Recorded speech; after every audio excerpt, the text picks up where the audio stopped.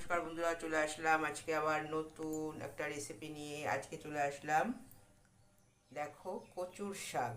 এই হচ্ছে কচুর শাক, আর এই হচ্ছে আলু পোস্ত, আর এই হচ্ছে ভাত। আর শুধু খাবার আগে আমি কটা পাঁপড় ভেজে নেবো, ব্যাস। আজকে আর কিছু করবো না। তারা ডাল এরা খাবে না বললো, তো ঠিক আছে। আলু পোস্ত, আমার ছেলে তো শুধু আলু পোস্ত পাঁপড় দিয়ে খেলবে, যেহেতু আজকে নিরামিষ আছে। আর কচুর শাকটা দেখো, কচুর শাকে আমি পেঁয়াজ দিয়েছি। আমার মা বলতো পেঁয়াজটা খাওয়া যায়, যার জন্য আমি পেঁয়াজটা দিয়েছি।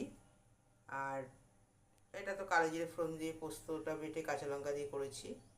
ব্যাস, পুরো খাওয়ার আজকে কমপ্লিট রান্না। তো আজকে রাখি পূর্ণিমা, কিন্তু আমাদের তো ছুটি নেই, তাই সবাইকে রাখি পূর্ণিমার শুভেচ্ছা জানাচ্ছি, প্রীতি ও ভালোবাসা।